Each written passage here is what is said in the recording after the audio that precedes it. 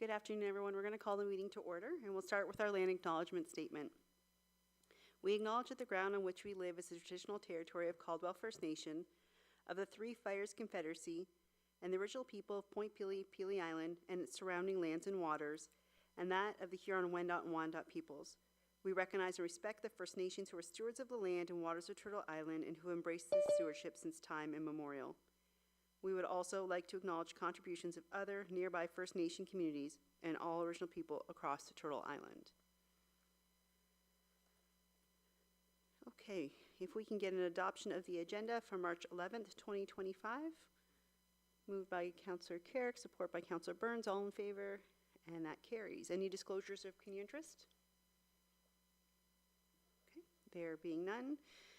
Move into our purpose of the meeting and confirmation of notice. So the Planning and Development Department of the Town of LaSalle is in receipt of an application for a zoning bylaw amendment submitted by Suburban Construction and Management Limited, care of Christian Lefebvre, seeking to rezone the portion of lands to be developed from Town Center 2 zone to a site-specific Town Center 2 zone to permit the construction of a 47-unit and 4,520-foot squared 6-story mixed-use building, and to rezone the portion of the lands containing natural heritage features to the natural environment zone for the property located at 1730-1740 Orford Street.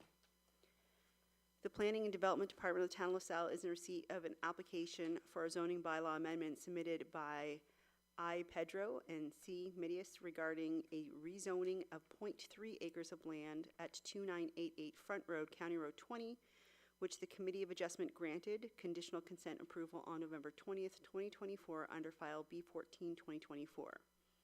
The proposed amendment will change the zone to a site-specific rural residential zone, which will maintain the residential character of the land while recognizing the undersized lot size as a result of the consent. Pursuant to the Planning Act, RSO 1990 CP 13, a notice of public planning meeting was sent via Canada Post and email and posted on the town's website at least 20 days prior to the meeting date, and a copy of which is attached here too. Reports PD 08-2025 dated February 12th, 2025, and PD 10-2025 dated February 18th, 2025, and contained herein had been prepared to provide the public pertinent information as to the specifics of the application during the statutory public planning meeting. So with that, we can go into item E1, which is the subject application number 1, public planning meeting for zoning bylaw amendment file Z092024 for 1730-1740 Orford Street. And we do have a presentation.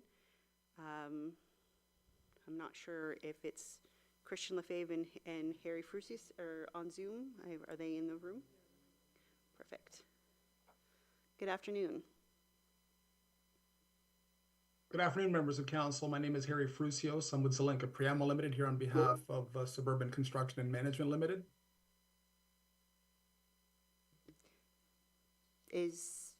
Are you representing Christian Lefebvre today then? Yes, I am. Okay. Mr. Lefebvre is here, but I believe he's on a call at the moment, but he is here as well. Okay, no problem. So I do believe you have I'm here as well for any questions. Sorry to interrupt. Great. And you have a PowerPoint presentation for us? Yes, we do. Okay, go ahead. I think is staff going to sorry, am I supposed to share my screen, or is staff going to do that for me? I can do either way, whatever works. If you could share yours, that would be great. Okay. Okay. Do I have that ability then to, okay, here we go. Thank you.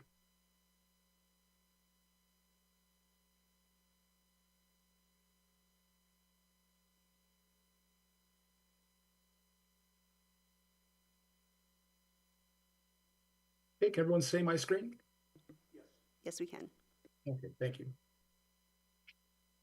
So good evening, everyone. My name is Harry Frusios. I'm with Zelenka Priamo Limited. Again, we're here on behalf of Suburban Construction and Management Limited for this rezoning application for 1730 and 1740 Orford Street in LaSalle.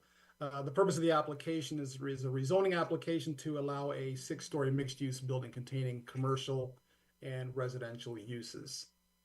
Just going to, sorry, it's just kind of hard to navigate this.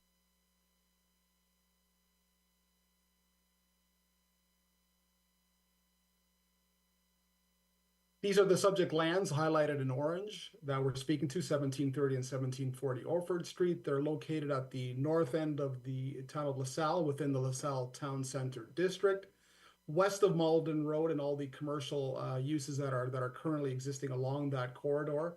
As we know, commercial uses exist to the east and the south of these lands, residential primarily to the west and to the south, and there are open space and recreational uses to the north and to the east.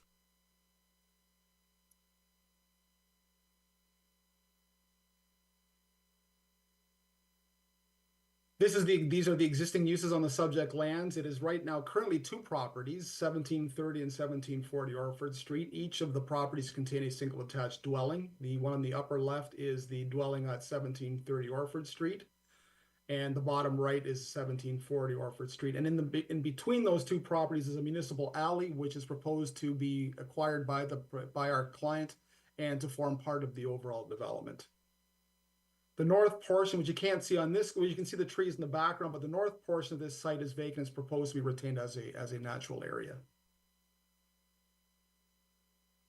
In terms of the current policy structure, the Town of LaSalle official plan designates these lands as a community structure. Or within the community structure plan, they're designated as the LaSalle Town Center within the overall LaSalle urban area.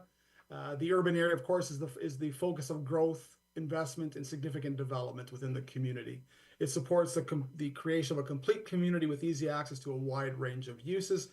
And as we already noted, this property is in close proximity to a wide range of commercial uses, as well as other types of uses within the community. And of course, higher density built forms are encouraged within this section of the town. In terms of the land use plan for the Town of LaSalle official plan, these lands are within the LaSalle Town Center District designation. It is the focal point for all major retail and all other institutional commercial development, and also permits higher density residential uses in the form of standalone or within mixed use buildings. And again, this will be a mixed use development consisting of commercial uses on the ground floor and residential uses also on the ground floor, but in the upper stories as well. And the height envisioned is 6 stories, which is consistent with the policies of the LaSalle Town Center District for this part of the community. And again, one of the objectives is that new mid-rise uses would be located on a site of suitable size and will be able to provide adequate parking, landscaping, buffering, and all other on-site amenities. The zoning bylaw currently zones these lands as Town Center 2 with a holding provision. It does permit the uses that are contemplated, which is an apartment with dwelling units together with the mixed uses. And I've noted that the maximum height permitted here is 21 meters.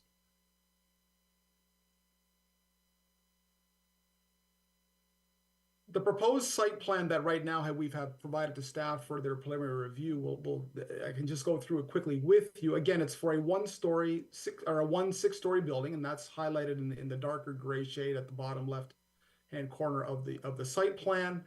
Again, mixed uses. Your commercial uses would be centered around the southern end of the building, basically fronting Orford Street.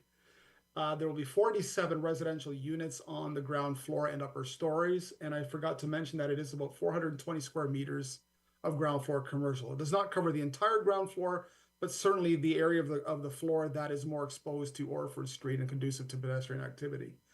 One single access off Orford Street, so more or less mid-block within the property. A total of 88 parking spaces are provided for all the uses, which is consistent with the zoning bylaw requirements. And as I noted before, the natural features of the north portion of the site are to be preserved. Our client did provide an environmental impact assessment study, which has been reviewed by staff and which has resulted in the need to rezone the northern portion of the lands to a separate category than the TC2 zone category. And again, you'll see parking that sort of wraps around the building. There is covered parking towards the east end of the site for a number of vehicles. And there will be landscaping sort of buffering the entire perimeter. And that, again, this is more or less designed to be oriented to the street and to provide an animated streetscape along Orford Street. And the next few slides are renderings of the proposed building. This is facing generally west from Orford Street. You can see the east side of the building from here, and you can see there's a variety of textures, a variety of colors that are proposed to bring interest to the building, make it a contemporary look, provide sufficient glazing, and to provide all sorts of amenities for the tenants. This is more a close-up of the ground level commercial uses fronting onto Orford Street. You can see that there's plans for an outdoor patio, again, to activate and animate the street along Orford Street and provide that general interest to make the property more inviting to passersby. This is the view from the parking lot facing west, and this would be the sort of the main entrance. You can see the sign, the Oaks, that is the main entrance to the building. You can see that, again, you can see basically the building is of a contemporary nature with different materials, different colors to add interest to the overall development. And the last rendering is the view, is the north elevation facing the natural features. And you can see extended outdoor amenity space in terms of the decks that are facing the north end of the site. And again, you can see there's generous amenity space provided for the tenants as well as the glazing, and then the overall appearance, again, as a contemporary appearance for this development. So the proposed zoning amendment, generally the site does comply with most of the zoning regulations. However, there are some areas of the bylaw that do need to be amended. Firstly, we are asking to include restaurants and retail uses and service commercial uses as permitted uses. Right now, there are a number of commercial uses permitted, but these two are not permitted, even though they are permitted in the TC1 zone, which is abutting the property to the east. I mentioned before that the height permission is 21 meters. We're asking for a height of 22 meters. And again, it is 6 stories, but it will allow for more spacious floor to ceiling heights, as well as that extra bit of height for the ground level commercial uses. The application also requests to rezone the natural heritage component of the site to natural environment, the NE zone, and to rezone all the buffer lands between the NE zone and the TC2 zone, with the exception of lands that are identified as a 1 meter wide maintenance corridor on the site plan. They're also requesting removal of the holding provision from the subject lands, which relates to servicing availability. And there also will be some consideration of site-specific provisions in the bylaw to allow for matters such as landscaped open space and lot area to be met, based on the fact that our client will retain ownership of the entire property. And we ask that in those instances that the provisions apply to the entire property, as opposed to just the area that's to be rezoned TC2. And graphically, this just demonstrates the proposed zoning amendments. Again, the area shaded in gray here are the lands to be rezoned to natural environment NE. You might be able to see, we're pointing in the red direction here, the 1 meter wide maintenance corridor, which wraps around the north and to the west. Those will be part of the TC2 zone. And again, in relation to the building, we're asking for proposed building height of 22 meters. The additional permitted uses being the restaurant and the service commercial uses, and the proposed front yard setback of 2.3 meters. With respect to landscaped open space and the lot area, we can meet those provisions by including the entire land holdings as part of meeting those provisions. In terms of the rationale, I mean, and this is what was included in our planning justification report that was submitted to staff. And we note that the proposed form, being a mid-rise mixed-use building with a 6-story height, is contemplated in the official plan in the LaSalle Town Center District designation.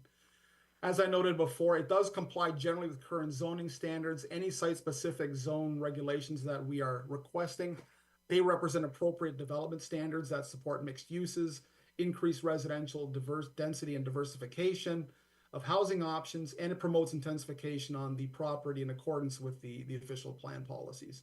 And we do not anticipate that there is any adverse impacts with respect to this development on surrounding properties. Again, this area is intended to develop similar to the subject lands, so it should fit in really well with the overall planned intent of this area. And the proposed zoning amendment is consistent with the provincial planning statement, which encourages a range and mix of land uses to support development, redevelopment, and intensification in settlement areas. as well as making efficient use of existing municipal infrastructure. Both the county official plan and the town official plan contemplate this type of development at locations such as this, where the subject lands are. Development, redevelopment, again, intensification and service municipal settlement areas are encouraged. And it does fulfill a need within LaSalle that can accommodate existing residents as well as attract new residents to the community. The proposed TC2 exception zone is consistent with the provincial planning statement as in conformity with the county and the town official plans. The proposed natural environment zone will ensure that existing natural features are sufficiently protected. Overall, the zoning amendment is appropriate, represents sound land use planning principles. That concludes our presentation. I would like to note that we thank staff for their for working with us on this application in a timely manner and for their staff report. We fully agree with the contents of that report. And we look forward to any questions you may have and council's consideration of our proposed amendment. Thank you. Thank you for the presentation. I'm going to turn it over now to comments from our Manager of Planning and Development, Ms. Bursick. Thank you, Your Worship, and good evening, Council. So I just wanted to provide a couple additions to the presentation as I see fit. The application before you for the zoning bylaw amendment, I do agree with all the statements made by the applicant's planner who just presented there. One thing I did just want to add, or two things actually, regarding the height. So the request is to add an additional meter of height above and beyond what's permitted as of right in the zoning bylaw.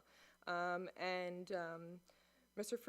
Frusius briefly mentioned it, but I just want to go into a little bit more depth, is that in our official plan for the LaSalle Town Center District designation, what is permitted is mid-rise and high-rise buildings up to a maximum height of 12 stories or 48 meters in height.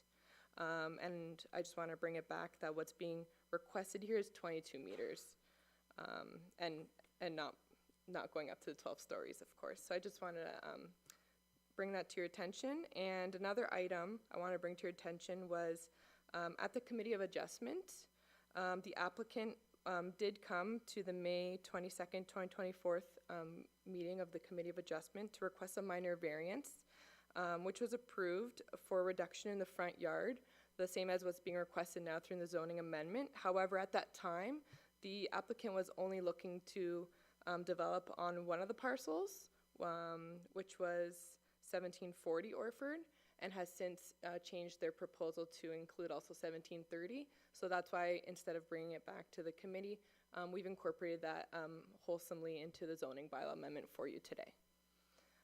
Other than that, I'm happy to answer any questions that council may have. Thank you. Thank you very much. Before we go to council, is there anyone in the audience who would like to speak for or against? Questions, comments? Come on up to the microphone if you could. Sorry. If you can just give your full name and address for just, there's a button, sorry, yep, there you go. Oh, I gotta hold it? Okay. Roger Lafrancois, 5850 Newman Boulevard, Unit 313. He never said nothing about the traffic, extra traffic that's going to be going down Orford, because right on Orford we got an entrance to our condos, and we got people hot rodding through there, and we got to do something about it. And with all the extra traffic, that's going to be all coming through us, because they're avoiding 3 lights. People are. You understand what I'm saying? I understand what you're saying. Okay. Thank you very much.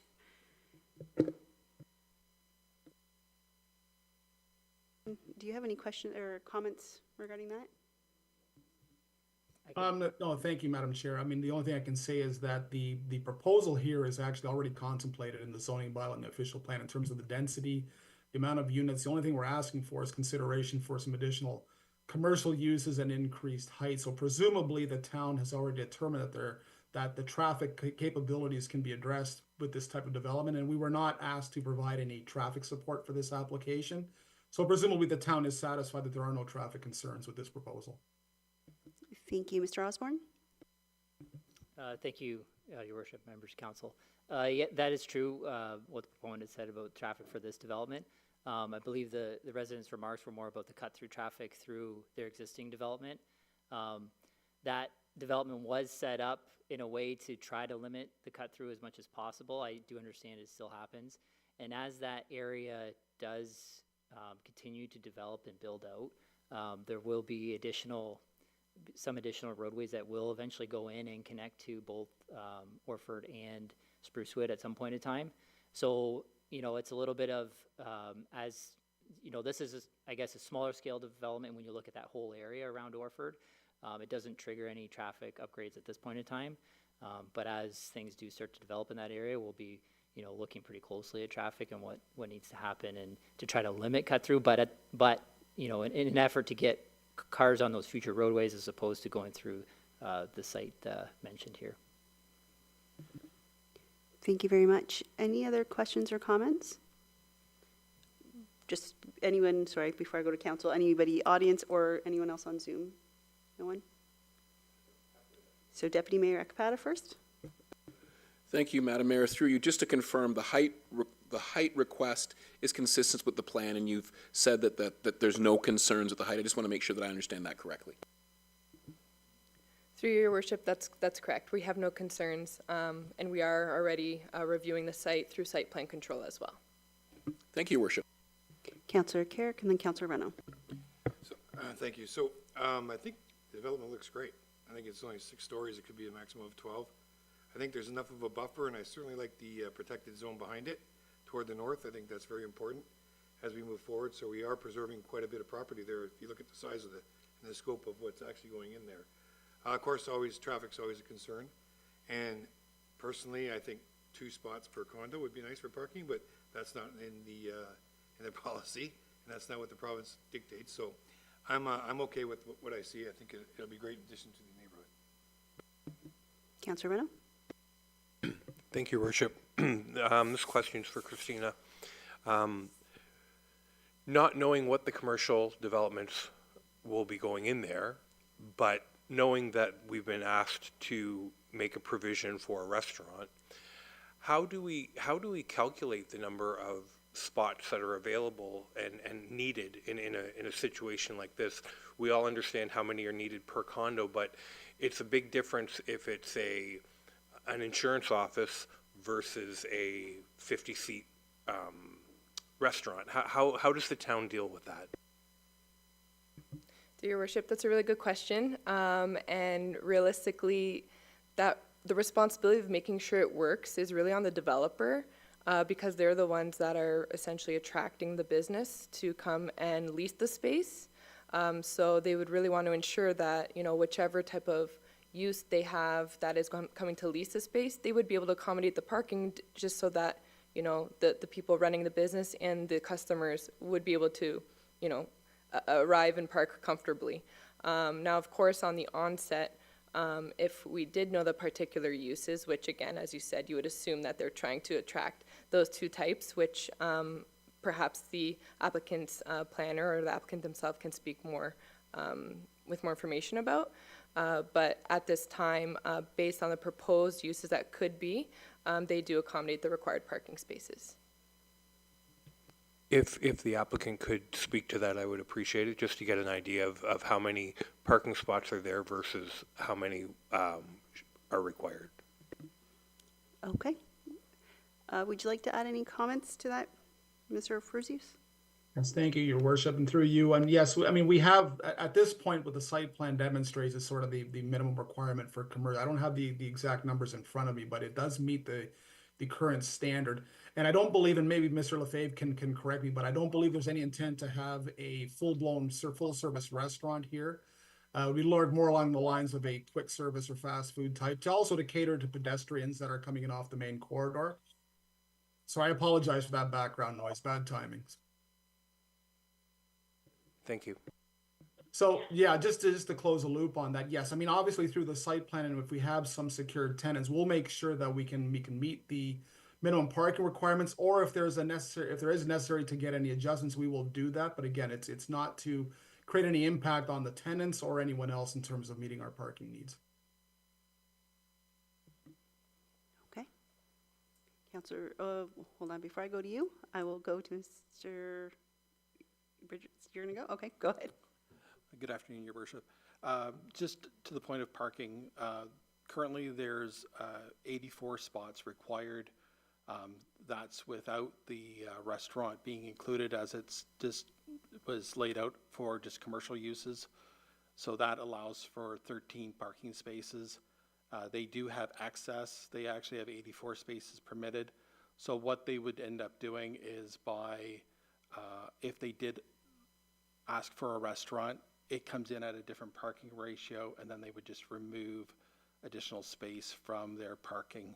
So they would create those parking spots for that commercial use at the rate of 1 per 10, and then they would have to reduce the amount of commercial allocation for the balance of their parking spot. So they basically have approximately 13 parking spots to work with for their site, for their commercial uses. Just so I'm clear, what you're saying is right now they have more than they need for the condo unit. That's And they correct. they can convert those to the commercial space as needed. Yeah, those 13 spots can be utilized, whether it's for a restaurant or for commercial. It will not matter. What the primary thing will be is the amount of actual floor space that they use for the restaurant will have to be under that, which allows the parking to work at the ratio of 1 for every 10 square meters. Okay, thank you. Thank you, Counselor Burns. I only have one question to the fire chief. Obviously, our ladder can get to the top, so we do have the equipment in case of a fire on the extra height of 1 foot or 1 meter, 3 feet. Yeah, you're right. So I don't think that the extra meter in height would affect any rescue operations. Thank you very much. Any other questions or comments? Okay, we didn't receive any written submissions, so at this point, there is a recommendation that the report of the Manager of Planning Development dated February 18th, 2025 regarding zoning bylaw amendment Z09-2025 be received and that council support. 1, if issues arise at the public planning meeting that are not immediately resolved, a summary of issues along with a final recommendation on the application will follow by way of a future planning report to council. And 2, if however all issues are resolved at the public planning meeting, that the requisite zoning bylaw amendment will be brought forward for council's consideration at a subsequent council meeting.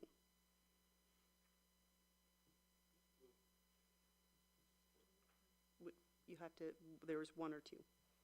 The 2 I read out? Yes. Which one?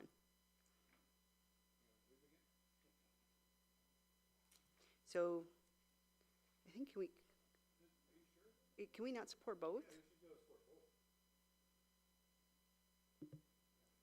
So if I may, so the first one is if there were issues that weren't resolved at the meeting, that I would return back with reports speaking to how those issues have been resolved. The second item is there's no report because there was no unresolved issues, and I can simply bring a bylaw for approval or adoption. So we could approve the entire recommendation then? Okay. Okay. Okay, so moved by Councillor Carrick. Yes, I will move that, thank you. Support? Councillor Reno? All in favor? And that carries unanimously. Thank you very much. Thank you for joining us through Zoom. Thank you, Your Worship, members of council. Thank you. Item 2 is our public planning meeting for zoning bylaw amendment file Z10-2024 for 2988 Front Road, County Road 20.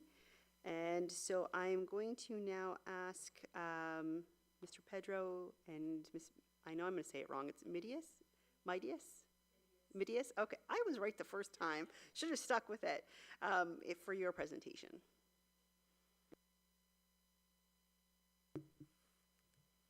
Good evening, Council, and thank you for your consideration. My name's Caroline Midias. This is my husband, Inocencio Pedro. We own 2 properties on Front Road, 2982 and 2988. We applied for consent in November, and consent was approved. We are interested in, what we'd like to do is separate the property so that the house stands alone. We would like to keep the property in the back and attach it to 2982 where we reside.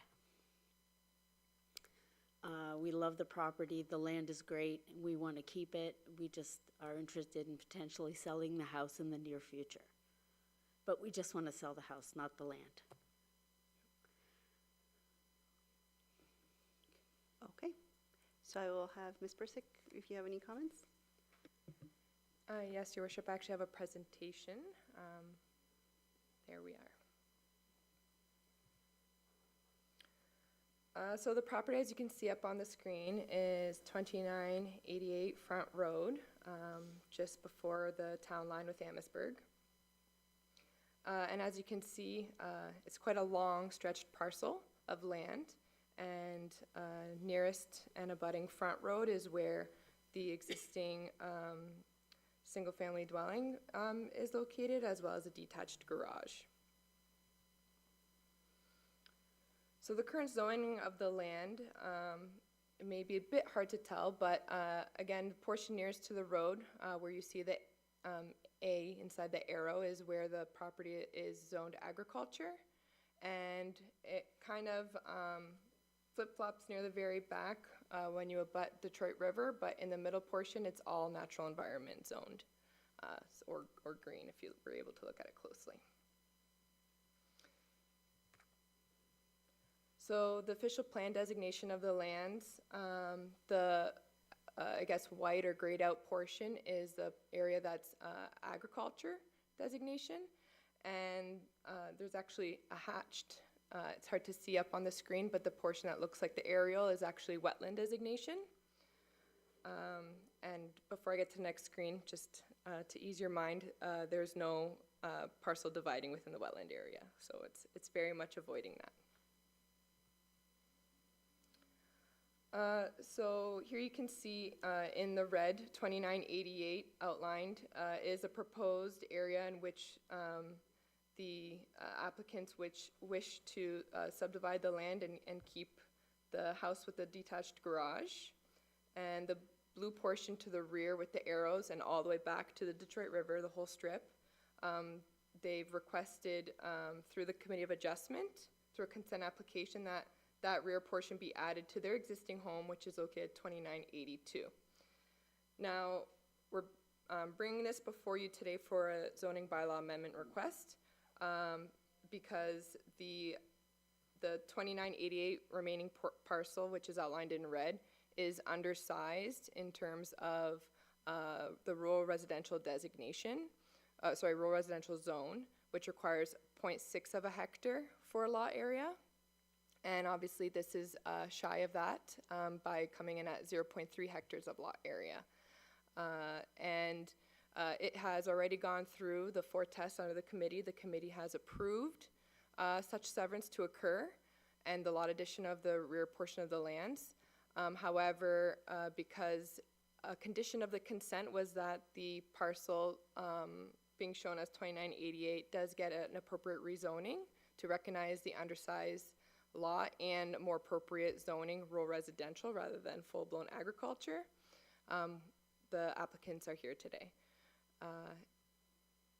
And I think that concludes my presentation. I'm available for any questions. Thank you. Thank you. I will now see if there's anyone from the public who would like to speak on this matter. There being none, we don't have any written submissions on this one either, so I can turn it over to council members for questions or statements. Councilor Reno? My question is for planning.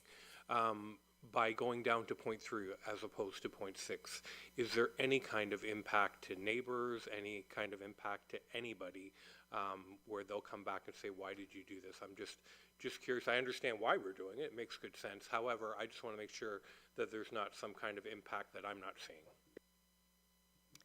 Through your worship, thank you. That's a good question. And part of the 4 tests of a minor variance is it in keeping with the nature of the characteristics of the existing neighborhood and surrounding lands? And as you can see here, back up on the screen, there's a number of parcels that are in likeness in size. The biggest, I would say, hurdle would be to ensure, because these areas are septic, to ensure that they can maintain that. It's been determined that that isn't an issue. This home already has its own septic system here. as do all the others in likeness in the area, and so that wouldn't be an issue. Again, it's a rural residential parcel, not intended for agricultural use. I don't think it was ever really intended for agricultural use, especially due to the wetland designation to the back, definitely not now. And same with the likeness of the surrounding neighbors. So I don't see any issues arising due to the size. They've been using the parcel in this matter, from my knowledge, over the past many years. So driving down the street or being a neighbor, I don't think you're gonna notice anything different about the parcel, from the rezoning or even the severance for that matter. Okay, thank you very much. Any other questions, statements? Move the recommendation. Moved by Counselor Burns, support. Counselor Carrick? Nope, that is not Counselor Carrick. You look very different than him. Counselor Reno? All in favor? It does. I feel much better. Thank you. And that carries. Thank you very much for joining us today. Meeting adjourned. Thank you for your time.